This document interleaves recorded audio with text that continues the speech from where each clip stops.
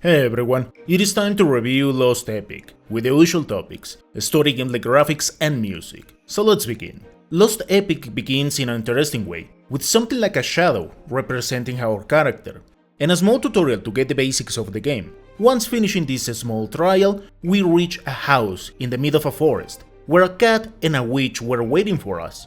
After this, she asks us who we are. This is where we have the chance to choose a skin of our character. After getting our skin, we are told that the Holy Ones and new gods have taken way too much from us.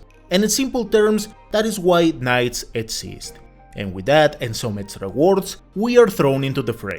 Now, it is not surprised that the story is kept to a bare minimum considering that this entry takes inspiration from Dark Souls. So, if we want to understand what is going on, we will have to read. There are not many notes, so it is like checking some small descriptions and then the classic environmental storytelling.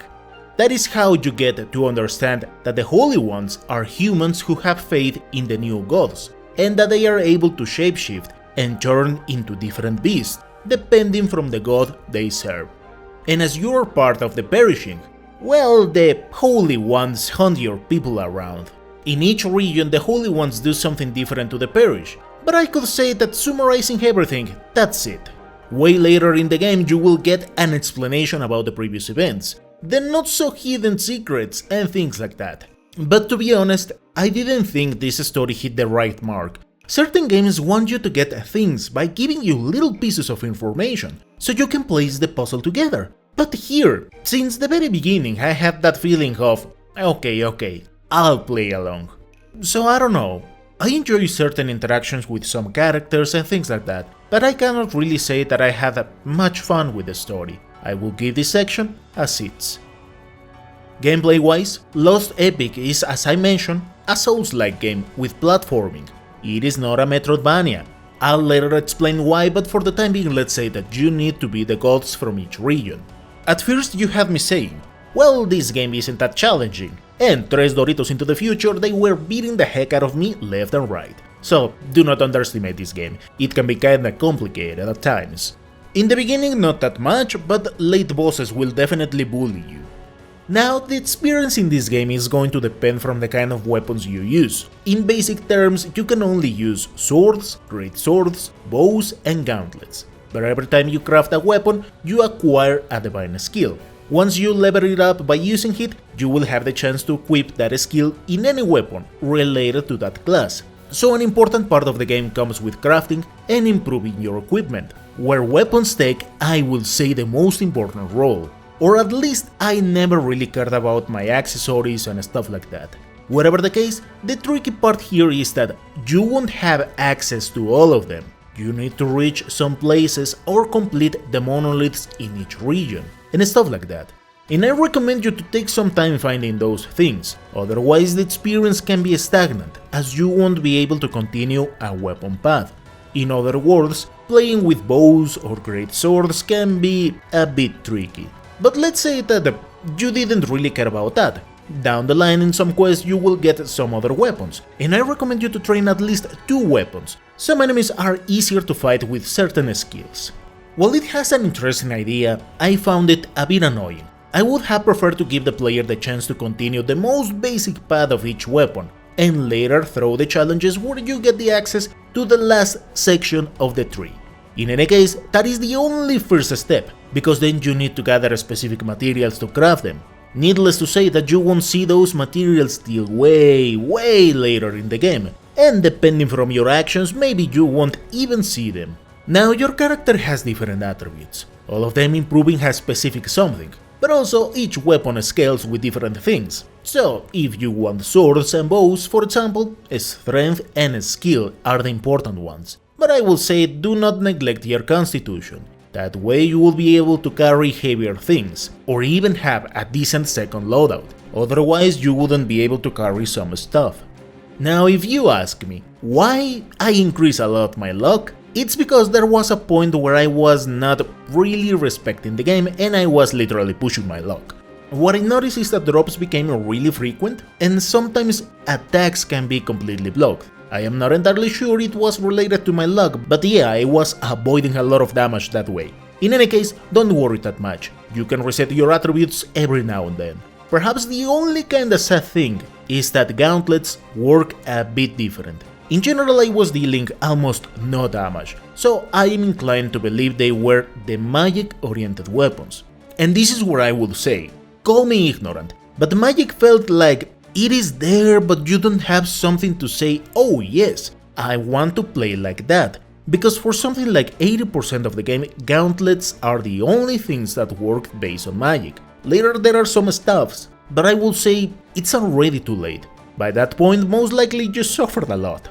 Whatever the case, the game has different endings. I won't explain how to get each one, but it is really easy to get them. As usual, the best one is the ending that will make you look around in every single place a decent amount of time.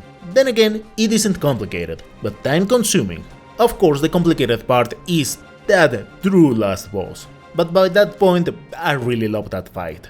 With the previous points already explained, why do I say that this is not a Metroidvania?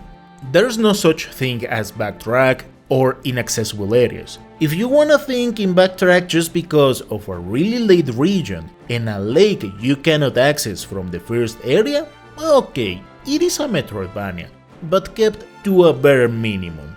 Now, if I explain it like that, it's because there is some misinformation, but then again, this doesn't surprise me. Now, what is cool is that each region has its challenges, in particular ways. Some are straightforward, while others have, let's say, secret passages. What can be confusing is that each block shown in the map can be quite complex in its own way, due to all the ups and downs. In late places, even joining multiple rooms, so it can be a bit tricky and maze-like. If there is something I really enjoy about this game are the boss fights. Each boss has different stages, depending from the remaining HP, usually beginning the second stage at 3/4, and then the third stage when they have 1/4 of HP. This last part is where I will say, damn, some of these fights can be way too much, as they tend to spam unavoidable attacks left and right. Of course, later in the game you will be forced to farm some levels, because there are some bosses that will push you way too hard, at least in comparison to what you fought up to that point. So you can go back to the gods once again, but every time you beat them they increase difficulty, until they become way too much. By that point you can continue the story, to then get wrecked some more. As I have explained before, I enjoy challenging entries, and it didn't disappoint. But based on previous points regarding weapons and general pace, I will give this section a 7. If there is something that kept me playing again and again, were these challenges. At the end of the day, I really enjoy each boss fight. In the graphics section I check aesthetics, glitches, performance and things like that. This is the PS5 version of the game. Fortunately, it never froze or had particular issues worth mentioning. My real complaint here is that enemies repeat way too often, diminishing the experience in the long run, as you will fight almost the same things. I won't deny that there are interesting enemies, quite creative designs, but for the average mob, yeah, there was a point where I was a bit tired of looking at the same things over and over again. Now, I want to go harsh on this game, considering its background, but yeah, this is something that could be improved a lot. Something similar may happen with your character movement. I don't think they are the best. In general, while playing these games, I don't look at my character but my surroundings, so it didn't bother me that much. Another thing that didn't sit that well for me is that after landing critical hits or some moves, you will get a close-up, which can be annoying if you land crits way too often. Aside from that, I gotta praise that the castle area and catacombs were so freaking amazing. These were my favorite regions in the whole game, as the castle feels like everything is kind of alive, giving some nasty flashbacks from Akira or something along those lines, while the catacombs were tricky to traverse due to the lack of light, but I like the creative approach taken in this place. Now, in general I like the ideas thrown in every other stage. The environments were of my liking, with vivid colors and eye-catching elements. I believe Lost Epic lands really well some ideas, while others need to be polished. I will give it an 8 in the graphics. And last but not least, it's music.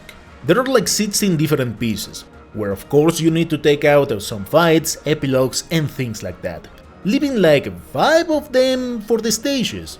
At first I didn't notice it that much, but later I was like, I'm sure I have heard that track. Few places later, and here you go once again. The OST is one of the most important things in a video game. At least in my case, it is thanks to the melodies that I fondly remember many video games. And I understand that it can be hard to pull together a good soundtrack or something memorable. Unfortunately, if I remember this entry, it's because of how repetitive certain parts were, because of repeated enemies and repeated tracks. I don't ask for something impossible, but one good track per area would done way better than recycling the same music again and again. I enjoy some pieces, but unfortunately there were others that felt out of place, like the kill list enemies. Radically switching to electronic didn't sit that well for me. Aside from that, I will say that the sound effects were of my liking. Even some voice acting and little details like that. To me, this section gets a 7.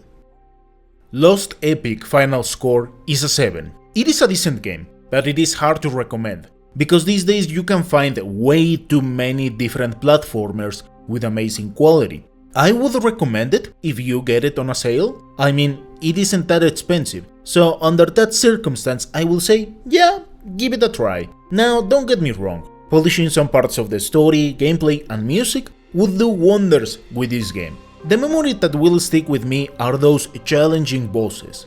Despite being unforgiving in some moments, I enjoy them a lot. With this, thank you so much for watching, and I'll see you next time.